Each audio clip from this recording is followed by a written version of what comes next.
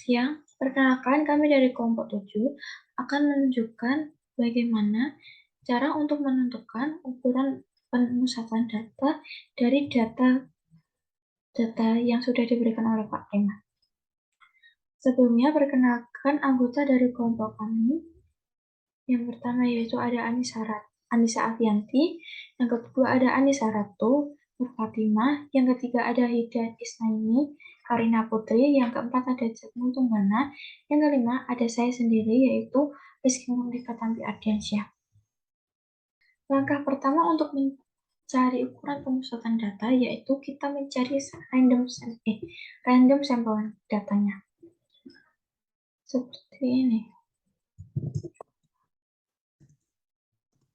Kita mencari jumlah datanya dulu, yaitu sama dengan 522 dikali dengan 30%. 522 ini adalah jumlah dari keseluruhan data ini. Kemudian 30% adalah tugasnya sesuai dengan yang ditugaskan. Sama dengan 156,6. Lalu kita bulatkan menjadi 157. Kita sudah menemukan jumlah datanya. Kemudian kita mencari random sampelnya. Random sampel. Sama dengan rumus sama dengan run between 2 sesuai dengan ini 2, lalu kemudian titik koma 323. Salah, mohon maaf. 523. Kemudian hasilnya seperti ini. Di sini kita sudah menentukan randomnya seperti ini.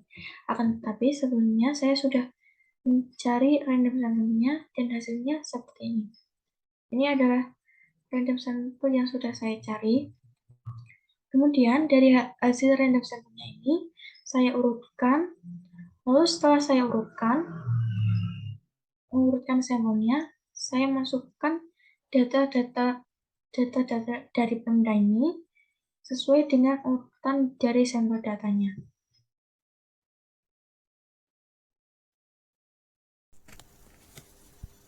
Jadi di sini kita akan menentukan jumlah kelas yang akan dipilih untuk menentukan data pada leverage. Setelah kita menemukan jumlah sampel, yaitu sampel leverage, maka jumlah sampelnya ini akan di-sort terlebih dahulu, dan setelah itu kita menentukan jumlah kelas dengan menggunakan rumus K sama dengan 1 plus 3,322 bintang log n, dan intervalnya menggunakan rumus sama dengan R, yaitu nilai yang paling atas atau nilai yang telah di short yaitu nilai yang terkecil, dan K adalah nilai yang paling bawah yaitu nilai yang paling besar. Setelah itu kita akan mendapatkan jumlah kelasnya yaitu 8, dan setelah itu kita menentukan interval dengan rumus sama dengan min nilai, yaitu menggunakan nilai yang paling atas, dan hasilnya 0,1. Dan setelah itu kita menentukan interval yang bawah dengan rumus sama dengan hasil yang A ini ditambahkan dengan jumlah interval yang telah didapat menggunakan rumus sama dengan buka kurung R per K tutup kurung.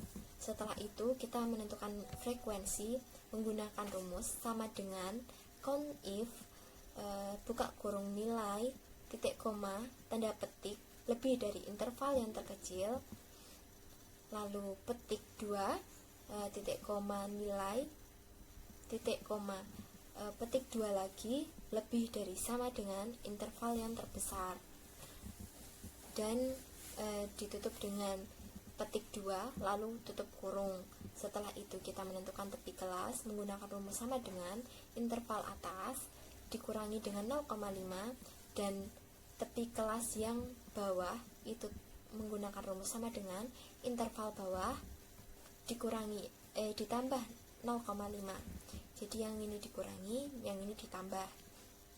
Setelah itu kita menentukan nilai tengah menggunakan rumus sama dengan buka kurung nilai interval atas ditambah dengan nilai interval bawah tutup kurung dibagi 2. Setelah itu kita menentukan xi dikali fi itu adalah jumlah dari frekuensi dikalikan dengan nilai tengah. Lalu begitu juga sampai bawah, sampai data 1 sampai 8 ini terpenuhi. Kita akan menentukan jumlah kelas, interval, frekuensi, tepi kelas, dan nilai tengah dari data sampel data belanja yang sudah ditentukan. Setelah menentukan sampel data, kita mensort terlebih dahulu agar bisa mengetahui nilai terendah dan nilai tertingginya. Lalu kita akan menentukan jumlah kelas dengan rumus 1 ditambah 3,322 dikali log n. N itu sendiri adalah jumlah data sampelnya yang berjumlah 157, lalu akan muncul angka 7295,79, karena itu koma maka akan dibuatkan menjadi 8. Jadi jumlah kelasnya adalah 8. Lalu kita menghitung interval, yaitu rumusnya R dibagi K. R sendiri adalah nilai tertinggi dikurangi nilai terendah, yaitu nilai tertingginya adalah 44,3 dan nilai terendahnya 11,3, lalu dibagi dengan K. K-nya tadi ada 8, maka akan muncul angka 4.123.397 dan dibuatkan menjadi 4. Lalu untuk interval awal kita menggunakan nilai yang terkecil, yaitu 11,3. Disebut juga dengan interval bawah. Untuk interval atas kita menggunakan rumus interval bawah ditambah interval sampel data tadi, tambah 4, jadinya 15,3. Lalu kita mencari frekuensi yang dengan rumus sama dengan count if, terus buka kurung belanja atau data sampel, semua data sampel, koma, petik 2 lebih dari sama dengan 11,3 atau interval bawah, koma, data belanja, koma, petik 2 kurang dari sama dengan 15,3 atau interval atas, petik 2 kurung tutup. Akan muncul frekuensi 7. Lalu kita akan mencari tepi kelas, yaitu tepi kelas atas dan tepi kelas bawah. Untuk tepi kelas bawah kita menggunakan rumus sama dengan interval kelas bawah, yaitu dikurangi 0,5. Untuk tepi kelas bawah sama dengan 11,3 kurangi 0,5, yaitu akan muncul angka 10,8. Lalu untuk tepi kelas atas dengan rumus interval atas ditambah 0,5, yaitu 15,3 ditambah 0,5 dan akan muncul nilai 15,8. Untuk nilai tengahnya kita menggunakan rumus sama dengan interval bawah ditambah interval atas dibagi 2, yaitu 11,3 ditambah 15,3 dibagi 2 lalu akan muncul nilai tengah 13,3.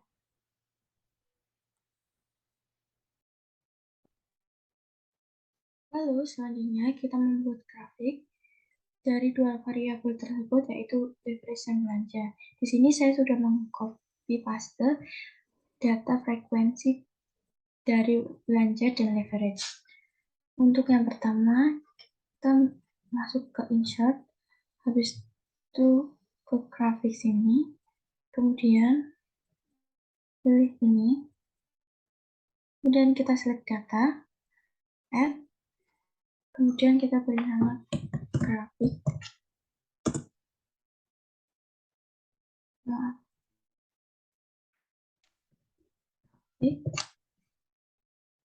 Lalu series value-nya yaitu leverage. Kemudian kita edit yang bagian horizontal, kita masukkan data belanja.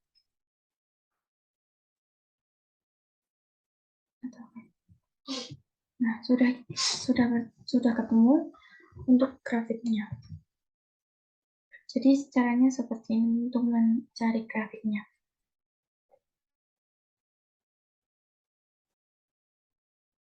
Ini merupakan data dari leverage. Dari data ini kita akan membuat diagram. Tetapi yang kita gunakan hanya frekuensi dan tepi kelas bawah saja. Jadi tidak semua kita gunakan. Langkah pertama yaitu kita blok frekuensi dan tepi kelas yang bawah. Kemudian insert. Dan kita memilih diagram yang ingin kita gunakan.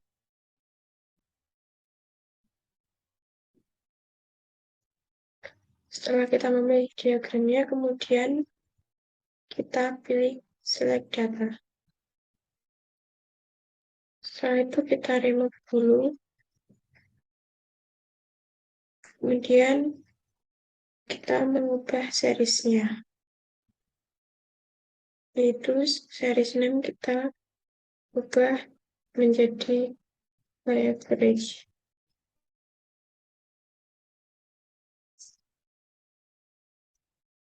Dan yang value-nya kita isi dengan frekuensi.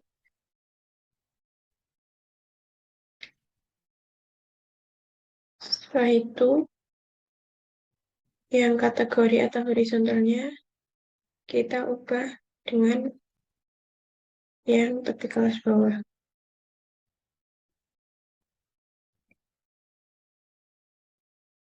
Setelah itu kita oke.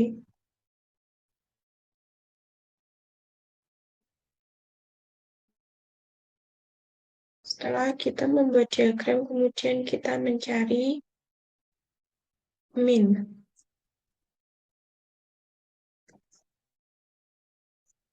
Dengan menggunakan rumus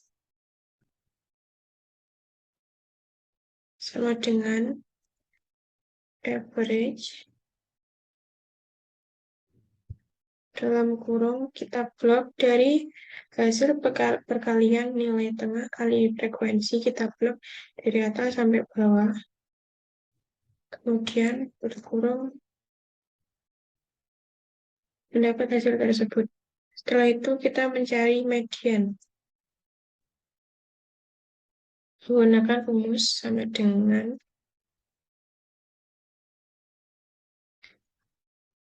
median ke kurung, kita blok lagi dari atas sampai bawah, kemudian tutup kurung, dapat hasil tersebut, dan yang terakhir kita mencari modus.